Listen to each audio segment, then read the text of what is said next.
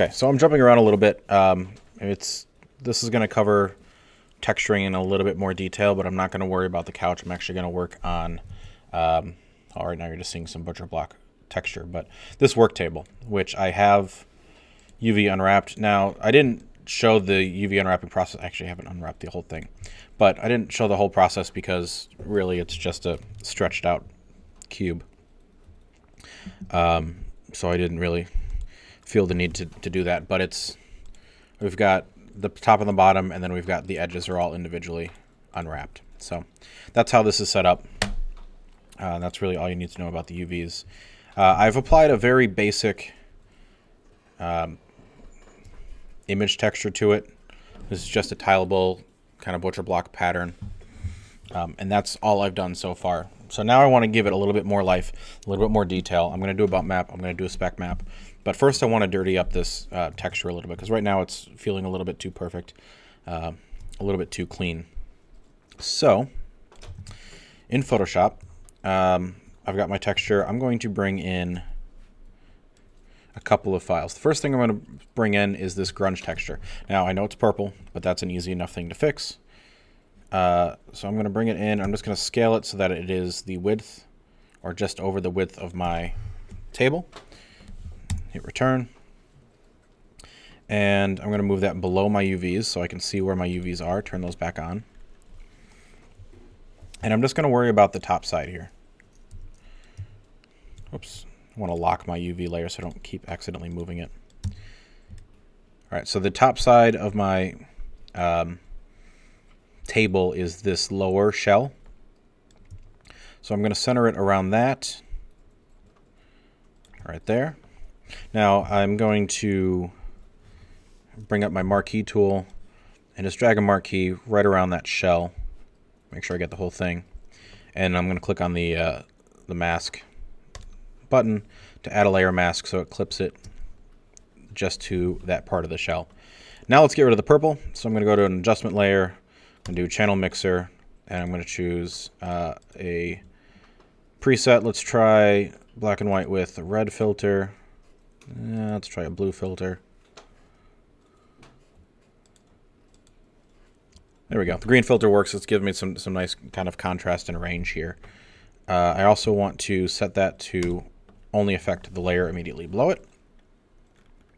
Good. And now I'm going to set that layer to, let's start with overlay. See what, nope, we don't want that. Let's try multiply. I'm very bad at remembering what blending modes do, except for the 3 that I use all the time. But multiply works well. And so now we have a dirty work surface, which already looks a lot more interesting than the plain work surface above it. I hope you agree. So just for kind of comparison's sake, let me jump into Maya, and let's find a good camera angle here. Of course, my redraw error is causing issues, but we'll ignore that for now. All right, so we need to create a camera, and we want to look through that camera.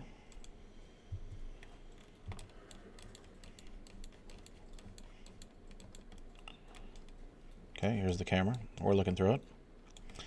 Let's render this camera and see what that looks like. I'm going to delete that old snapshot too. I don't need that. There we go. Okay, so let's get a little bit better view here.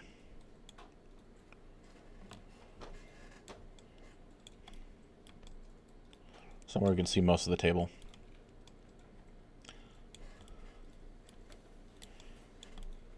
That'll work. Okay, so that'll be our position. And I'm going to jump my 3D view back to perspective just so I don't accidentally change the camera. I'm going to let that render for a minute just to get that first pass done, and then we'll hit snapshot, so we'll save that. Now, let's replace that image texture. So in Photoshop, let's turned off my UVs. Just going to save this out. Now everything slows down. Perfect. There we go. Save. Again, this is couch color, so we can just replace that.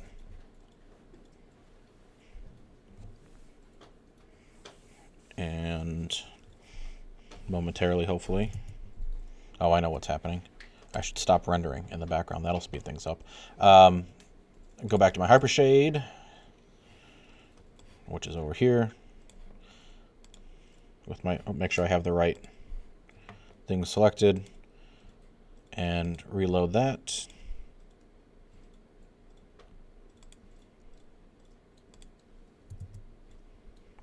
Did that not update? Make sure that that did in fact update. Oh, it did not update. I may have saved it somewhere else.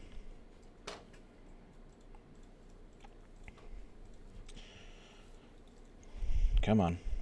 There we go. Yep, okay, so we got our dirty. So save this. Ah, yes. I accidentally saved over couch color, that PNG, so next time I open up that couch, it's going to have a wood texture. Oops. Work table color.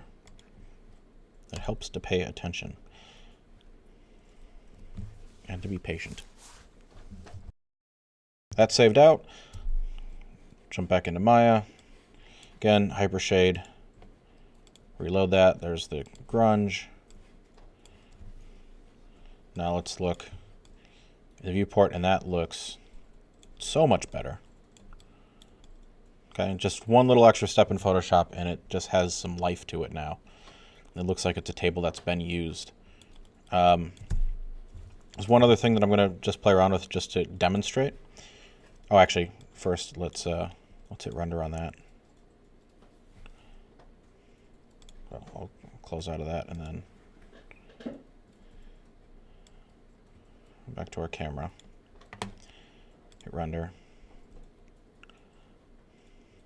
There it goes. Okay, so now we can see some of that dirt and grime coming up. Not a huge fan of the lighting, but I'll leave it for now. You can see the grunge coming in. I'll grab a snapshot of that. I'm going to jump back to Photoshop, and then one other thing that I wanted to show is I grabbed this blood splatter effect. Now, the first thing, I'm just going to scale it down. It came in on a weird layer, so it's actually black and white. But I'm going to grab this and put this over, I don't know, let's say over there. Hit return. And I'm going to move that above the channel mixer so that I don't mess up that combination of things. There we go. I'm going to group those together as well. All right, so I've got this blood splatter. Now, I didn't bring it in to be gruesome or morbid or anything like that. I'm actually going to use it as paint. But it's a nice kind of splatter effect. So maybe somebody was working on painting something and they got a little careless. Or maybe there's some blunt force trauma. I don't know. Make up your own story as you see fit. But let's maybe put that right there. And again, I'm going to change this. So I'm going to just make this blue. So it's blue paint. Maybe desaturate that a little bit because that's coming in real strong there. Okay. And that'll be good. Okay. So now I got some paint as well. And you could, carry on if you wanted to do like, find a picture of some old masking tape and you could put like there was some old tape on the table. You could add some scratches, all sorts of things that you can do. Chips in the wood, gouges, nail heads, screw heads, whatever you want. I'm just going to save that out. Again, same way, just save for web. I'm just using the shortcut, which is Command-Option-Shift-S, or what I would assume on Windows be Control-Alt-Shift-S. Okay, I'm just gonna double check, make sure everything's there. We're good. Hit save. Work table color, PNG, and replace. And be patient. Okay, that's saved. Back into Maya. Same thing. Just gonna reload that. And let's see. I might need to just relaunch the renderer. There we go. And now you can see we have our paint splatter on the table. Wonderful. I'm gonna let that finish here real quick, and then I'll grab another snapshot of that. So the next thing that I want to do is deal with the specular highlights. So the way that, yeah, we'll do specular next. So a specular map is a black and white image. It works kind of like a bump map where the white areas are more reflective, more specular, and the darker areas are less specular. And so I'm going to use this color map to create that. The first thing I'm going to do is select all of these, everything that went into the color map. I'm going to group it. We're going to call this table color, and then I'm going to duplicate it.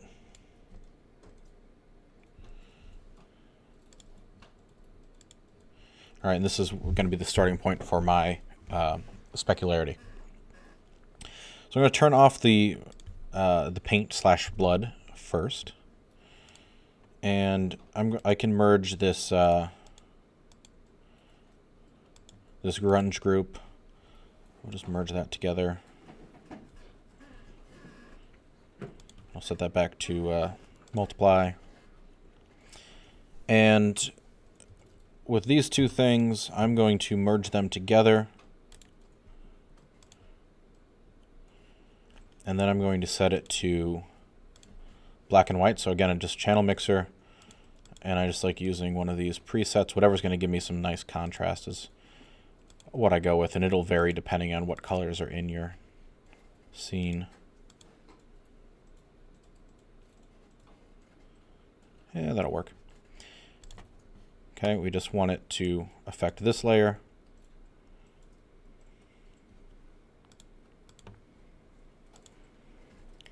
And yet it seems to be affecting everything.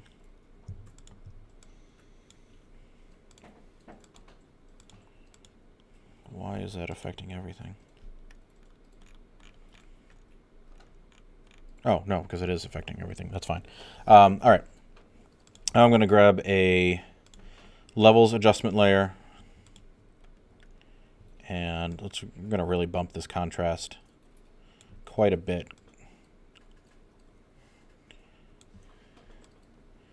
And I want most of it to be, the idea being that the grungy areas are going to be a little bit more worn and a little bit less glossy. The less grungy areas are going to be where the finish hasn't worn off as much. That's the idea that I'm going for. So we'll make it kind of extreme. I'll go with something like that. Okay, and then the dried paint. If I kept that paint in this group, when I made it really dark, it would come out just as a black spot, which means it would not be reflective at all. But to my mind, this paint is actually more of a glossy paint. So I'm going to take this and I'm going to first turn it black and white. And just using the red filter because it was red colored, I think that's going to work. So that'll be nice and glossy there. All right, so I'm going to save this out. Again, keeping it 2048 by 2048 full size. Click Save in my work table textures, and instead of calling it work table color, I'm going to call it work table spec. And we don't want this to be a texture. We want this to actually be a PNG. There we go. Whoops. Just one P. There we go. And click Save. Okay, now let's jump back into Maya. That wasn't Maya, that's Maya. And in our hypershade, I'm going to just right-click on that and graph the network and clean this up. I'm going to go down to my specular roughness right here, and I'm going to add a file node, and I'm going to choose my specular texture. Click Open. Okay. Now let me re-render this, and we'll see what it looks like.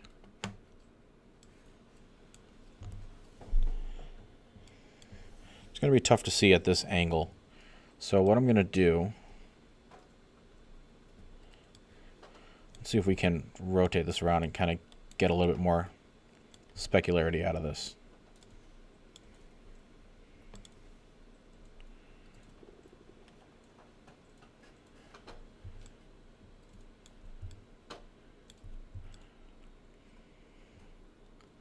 Let's see here.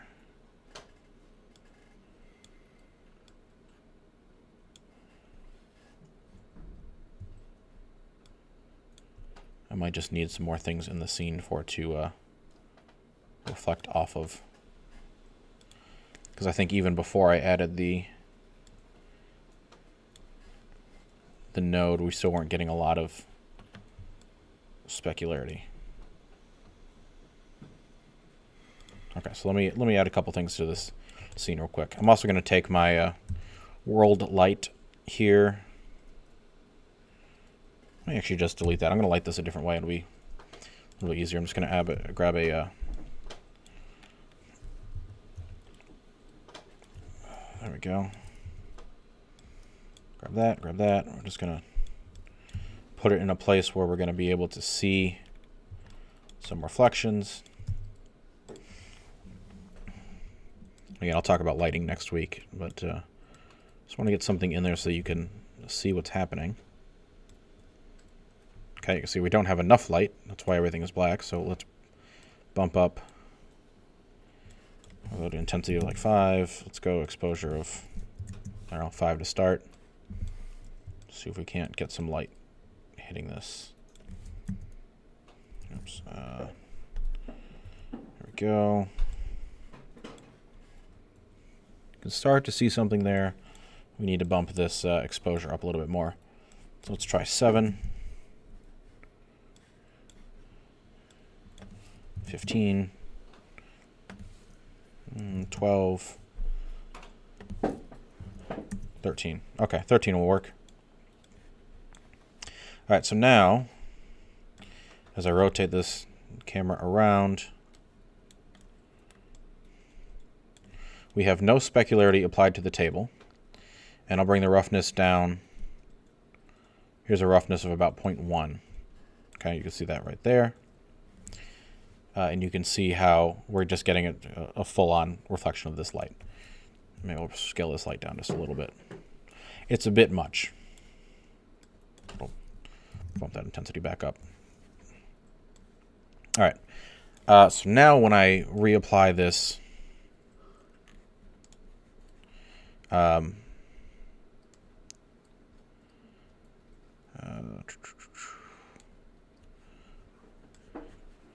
reapply that the texture. Okay, now you can kind of see what it's doing and how it's breaking it up, and only parts of it are reflective, and some are more reflective than others. Some are much more worn. Now, I think this effect is a little bit extreme, but in order to be able to better evaluate how it's doing, I want to disconnect the color and just look at the specularity. So in my hypershade, I'm going to right click on my shader up here, and I'm going to graph the network. Okay, so this is everything that's going into my material. I've got my Arnold shader here. All right, this is that material. I've got the color texture going into the color node, the base color, and I've got my specularity going to my specular color. I could also go into my roughness. So if I just grab that and, well, it won't let me go into the roughness that way. I'd have to grab that, and let's see what that looks like. Let's do that and grab that.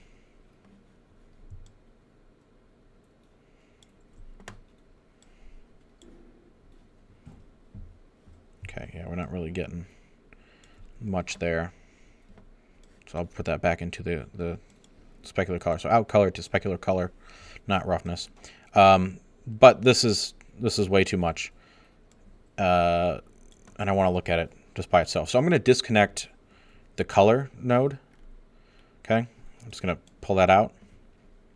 And now it's going to go back to whatever the base color setting is, which in this case is black, and that is what I want. So now, in this view, I can just kind of rotate around and look at that. I can up the roughness a little bit. And now we can see how that's starting to react. I can actually bring the image texture into the roughness as well. The specular map. Just grab the out red, bring that into roughness, and disconnect the color, and you can kind of see how that responds, which it's not really doing much of anything there. Oh, I got to bring my specular color up. Okay, that's what I was missing. Make sure your specular highlight color is white, not black. I don't know why it was set to black. So now you can kind of see the parts that are, you can see the paint is really reflective.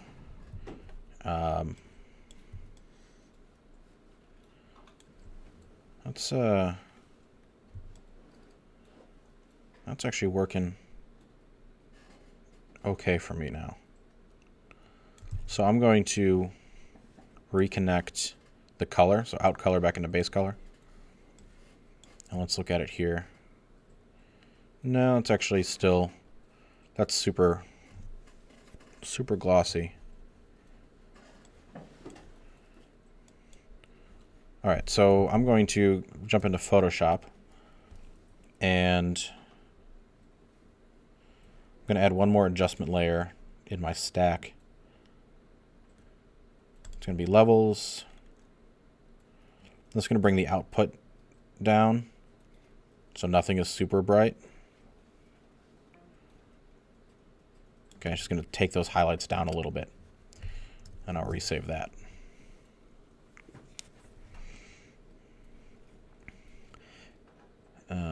Okay, click Save, and Work Table Spec, Save, Replace.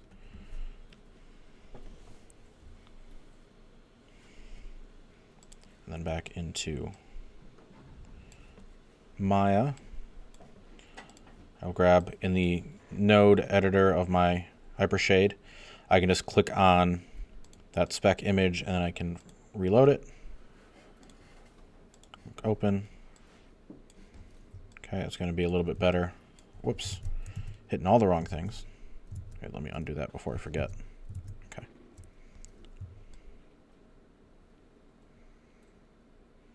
You know, I still think that's probably a bit strong, so I think I will.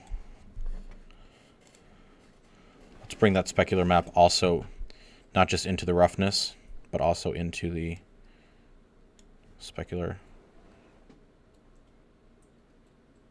No, not specular color. I don't want to do that. I want to bring it into the weight. So weight, file, and then I will also load up that specular map. There we go. That's better. Let me close that out and relaunch it. Oops.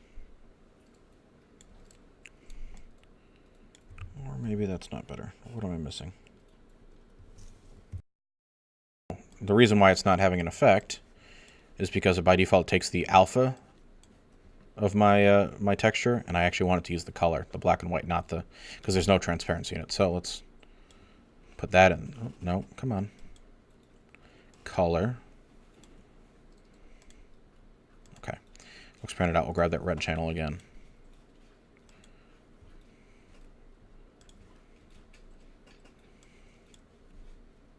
What is happening here? Let's break that connection.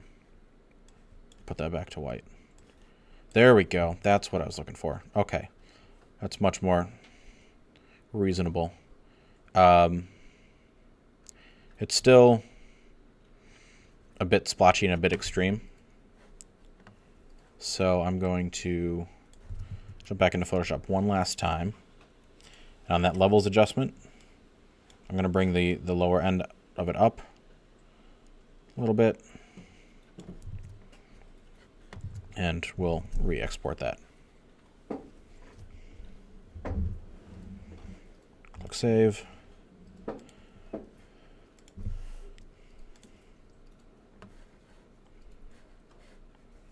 Okay. So now,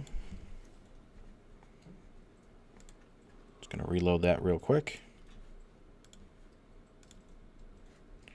And then I also want to reload this. Okay, so we have our specularity kind of set, giving us some nice variation. Oh, there we go. No, I wouldn't have a light right there. But it's a great way to just keep an eye on it. The last thing I want to do is give it a bump map. So I'm going to actually start from my specular map. I'm just going to duplicate that whole stack, open it up, and I'm just going to get rid of that levels adjustment so I've got more contrast there. So I'm just going to take this and do the straight export from here. So save for web again. This time I'm going to save as worktable underscore bump. Click save. And then back into Maya, into my hypershade. Now I'm going to go down to the geometry section, and we have bump mapping right there. So I'm going to add an image texture to that. And I've got this bump depth value, which is what I'm going to want to adjust here in a second, but I need to reorient my camera. Hit render again.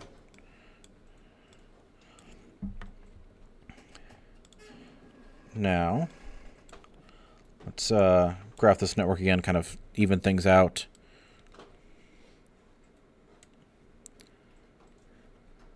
Okay. Now this one can be tough to visualize when it's with everything else. So I'm just going to temporarily disable everything else. Actually, you can solo that. Let me just close this for a second. I want to solo that one. I want to solo the bump node right here.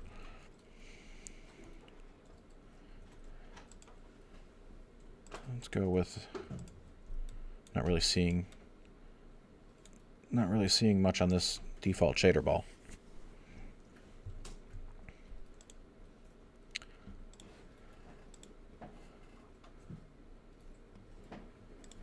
So I'm going to disconnect the these other nodes, and that's going to allow me to just focus on this object, although I will change the color so that it's not completely black, so I can actually see what's happening. We should see some bump happening, and I don't, so now I need to figure out why. Okay, we're not seeing any bump for the same reason, because for whatever reason it defaults to using the out color, or the out alpha, not the out color. So I'm just going to grab out color. Well, there we go. Now we should start seeing some bump mapping happening. We should.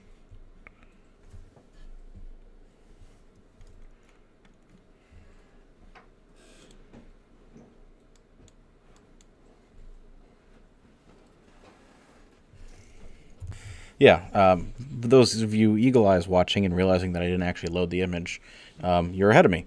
So actually load the image in the bump map node, and now you'll see some bumping happening. There it is. There's the bumping. Now this is not exactly what I want. So we're going to have to make a couple of quick adjustments. Obviously it's too strong, but it's also, I want the wood grain to go in a little bit. Well, maybe not. Let's see. Let's take in the hypershade, if you select the bump node, we can adjust the depth. Let's try 0.1. And again, this is better to do in the render view. It'll be much more accurate than the preview that Maya shows you. Make sure you're on the camera. There we go. That's actually looking okay. Yeah, all right, we'll go with that. So now I can connect everything back up. So we have our specularity is going to go in there. Whoops, not the color. I always do that. I don't want it to affect the color. I want it to affect... we got roughness, we've got that. And then the color here is going to affect the base color here. And then I know that affected my specular color up here, so I want to make sure I turn that back to white. And there we have... Yeah, the bump is probably still a little bit too strong. So I'm just going to bump that down. To point... Let's try 0.1, so it's subtle. We'll go 0.2. All right, so I've got it there, and in my not great lighting setup, you can kind of see what's going on. I think the specularity is probably still a little bit too strong. You know, I might need to play with that roughness a little bit more. But you've got all the layers there. You can see that the paint is bumping up away from the surface, which is great. I'm going to save this scene. Actually, and then I'm going to delete the light and the floor. Let's save it one more time. Then I'm going to open up my master scene. Did it again. There we go. Room 3 layout. I'll go that one. This will take just a second. Okay. Oh, this is actually not the right one because this one doesn't have the couch. Grab this one.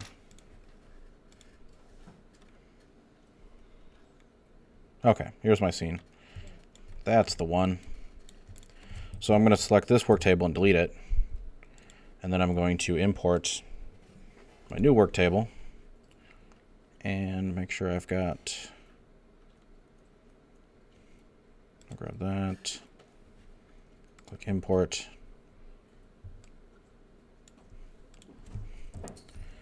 And bring that up to floor level. Move it roughly back to where it was. We can see everything still came with. And yes, that bump map is too strong. But let's hit render and see what it looks like in this room.